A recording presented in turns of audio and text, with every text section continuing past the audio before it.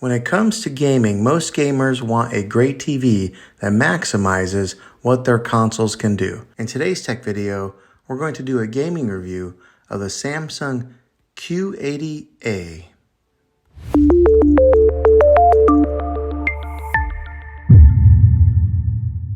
Now, the couple of game systems, the consoles that I own here in my house is my son owns a Nintendo Switch, and then I own a PlayStation 4. So that's what we hooked up to this thing here.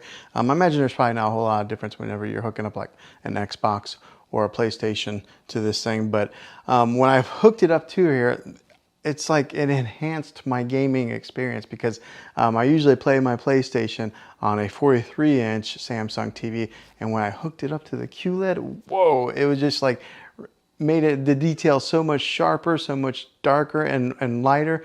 It just really highlighted my gaming experience. Now, I'm more of a Call of Duty kind of fan whenever I play games, and then I do play a little bit of NBA 2K. But when I hooked it up to this TV here when I was playing Call of Duty, like, along with my sound bar here, it was just like booming. I had to turn it down a few times because it got to be too loud.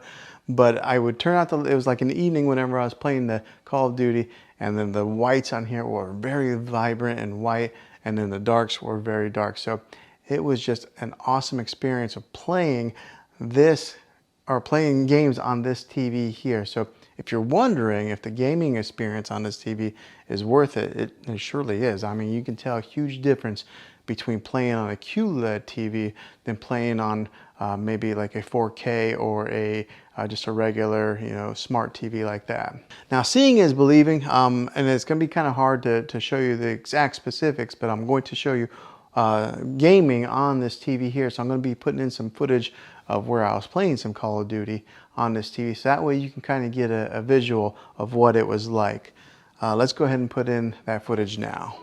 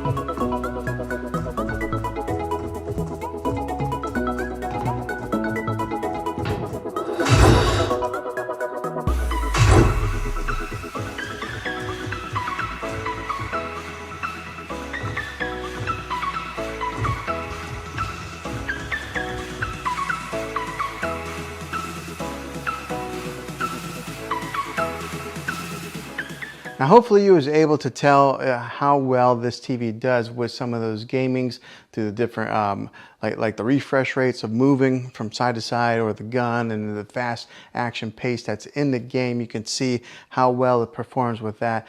You can see some of the visuals and some of the whites and the darks and how vibrant they are and how deep the darks are. So I think you can tell just how awesome gaming is. Now, if you are looking into some more of the specifics of this TV, I'll go ahead and put in some of my review footage for that, right? So that way you can see some of the exact details of what this thing has to offer and what it can do.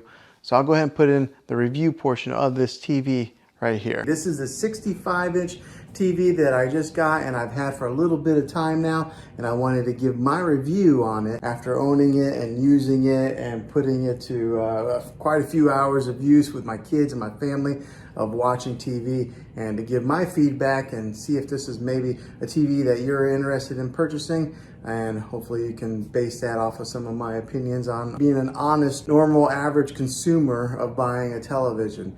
Now, I don't work for Samsung. I'm not affiliated with them by any means. So what I'm telling you is all my honest opinion of owning this thing for a little bit of time now. So what I'll do is I'll talk about what I've learned from it, and then I'll talk about more of the in-depth specifics on this TV later on in the video. But as far as owning it for a few weeks now, it's been a great TV. The picture quality is awesome. I mean, like, really awesome. So I upgraded from a 4K UHD TV to this QLED 4K UHD. Also, it's just bigger. I had a 55 inch and I went bigger to 65. So I think a lot of times whenever we upgrade our televisions, we usually end up going bigger.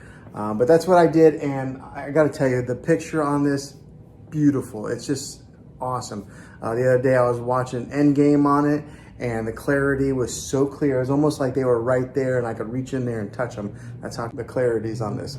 So like right now, I've got a background image on here. This is kind of like their screensavers that they have. Samsung has built in a ton of different kinds of screensavers that you can put on there. So instead of just having like a black picture, whenever you're not watching TV, you can have something that's pretty to look at just like this, and it stays on there for quite a long time. Now, one of the main reasons that I went with the QLED when I was shopping around for televisions, because I had it boiled down to two TVs. I was either going to get the Samsung QLED or I was going to get the LG OLED display, because I think that's what TVs are going to be going to in the future. So I wanted to make sure that I buy a TV that's going to last a while and it's going to be kind of future proof, because how often do you buy TVs for your main living room? Is, you know, every so many years. So I wanted to make sure that I got one that's going to last a while and it's going to be something that's going to be, you know, a good TV for years to come. But the reason that I went with this one, the QLED, was because when it comes to OLED and QLED, if you are in a room that has a lot of natural light, like for this room, for example, I've got a lot of windows over here. There's a couple windows over here.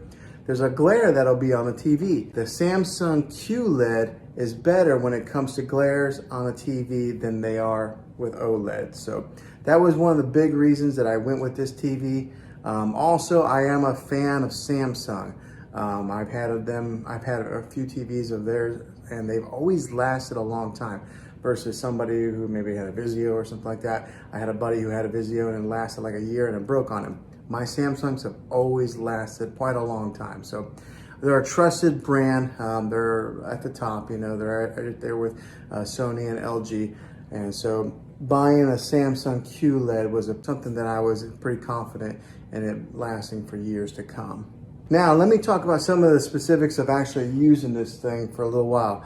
This has what's called Bixby built into it, okay? And if anybody has a Samsung device, they're pretty familiar with what Bixby is. But if you're not, Bixby is kind of like Samsung's Siri, like Apple's Siri, or it's kind of like their Amazon Alexa, okay? It has Bixby built in it. So you can talk to this TV and turn it on with the Bixby command. You just say, hey, Bixby. But let me tell you, it's not that good yet, okay? Samsung has some work to do with that. I would have to say that Amazon's Alexa is the leader in the industry when it comes to artificial intelligence and talking with voice commands.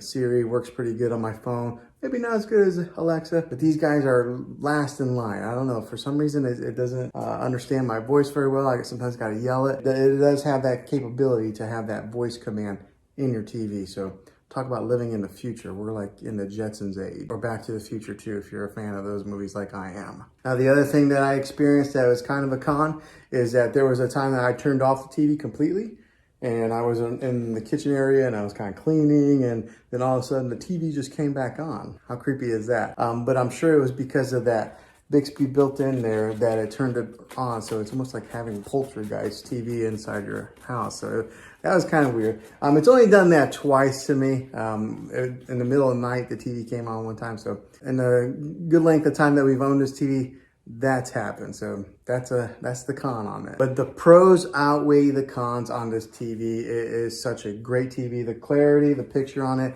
is just amazing. So let's take a look at it a little bit. So the remote on this thing looks like this. Okay, so it's a pretty narrow remote.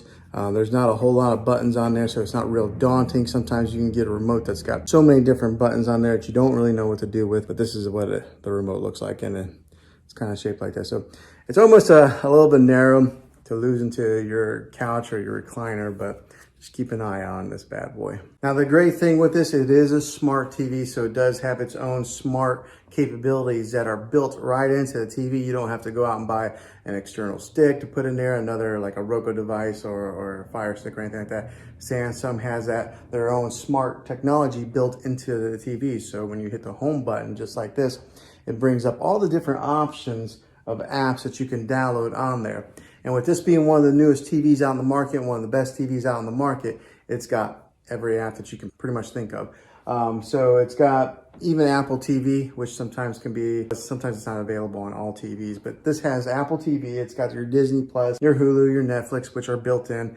And then also on the remote, it's actually got Netflix right here. It's got Prime Video and Hulu as quick shortcuts that you can press, and it'll automatically launch those apps. And along with having all the different apps that you can download, it does have its own like TV platform. So we'll go right here, this little icon. So right there's Disney Plus, Spectrum. That little icon there is kind of like their own built-in platform, and it's got free movies on there also. It's got movies that you can buy. I haven't used it too much because I've always just used our Netflix or our Disney Plus, but it does have that capability in case you buy it and you don't have a subscription to Netflix, Hulu, or any of the other ones. You can watch free movies on their built-in platform. And like I mentioned previously in the video, it's got its ambient mode, so it's got all these different options to select different screensavers on there. So we'll go to the ambient mode screen on this right now. Okay, so it's loading, and then on here on the bottom, it's got different kinds of features. It's got like my album, so maybe if you wanted to upload your own pictures to the Samsung platform, you could have your own pictures displayed on here. It's got like artwork. It's got like different kinds of contemporary type of artwork. So it's got so many different features on there. But I kind of like the landscape view, so I've kept that on there for a little while. Every once in a while, I'll change it up. And if you are in the whole smart things platform with the Samsung, it is built right into this TV to where you can control some of your other devices that are in that smart things hub. So that's kind of a neat little feature that you're able to access it right here on your remote through there. So another way is you could always just dive into your phone, download the Smart Things app, and do it that way also. So it gives you so many different ways of being able to access your content, and they do it very easily. All right, so for example, right here, this is Endgame. I wish you guys could really see the clarity of this screen here. It's kind of hard to tell from recording on it like this, but it's got excellent quality, and the sound is pretty good for just being the built-in speakers on a TV. I know a lot of people will get sound bars to put at the bottom of their TV or mount them. It has pretty good sound for just being the standalone speakers that are built in. Another great feature with this TV is the bezel that goes all the way around the TV right here. It's really thin, so most of what you see is just screen. There's not a whole lot of plastic that you see along the edges. Now this is a 65-inch TV. That's what it's advertised at, but I want to put a tape measure on it so that way you guys can see exactly what the exact measurement is of screen real estate that you get. So whenever they say the inches of a TV, you always measure from angle to angle like that. You don't measure across or down. So we're gonna put a tape measure on this and see what it measures out to be. All right, so got a tape measure here. Let's measure it. Okay, so the actual measurement comes to be about 65 3/8. So that's they actually give you 3/8 of an inch extra. So that's pretty good. That's what that measures, the actual measurement of screen real estate on this TV. Now, so that's some of the specifics of being an honest user. Probably a lot of people who are going to watch this video are not really ones that need to dive so much into the technical part of the television. They just want to know some of the main user specifics. So that's what I've experienced so far. All right, so hopefully this helped you out in deciding if this was the TV for you. If it is, make sure you throw a thumbs up on this video if you enjoyed it, and go ahead and subscribe to my channel now. That way you can see all the tech videos that I'm making here in the next year to come, and I'd love to have you back in the next one as a subscriber. So thanks for watching this video, guys, and as always, be creative. Thanks for watching this video, guys, this gaming review of this TV here. Hopefully it was helpful to you. If it was, go ahead and throw a thumbs up on this video and go ahead and subscribe to my channel. I make tech videos all the time, and I'd love to have you back on the next one. So until then, be creative.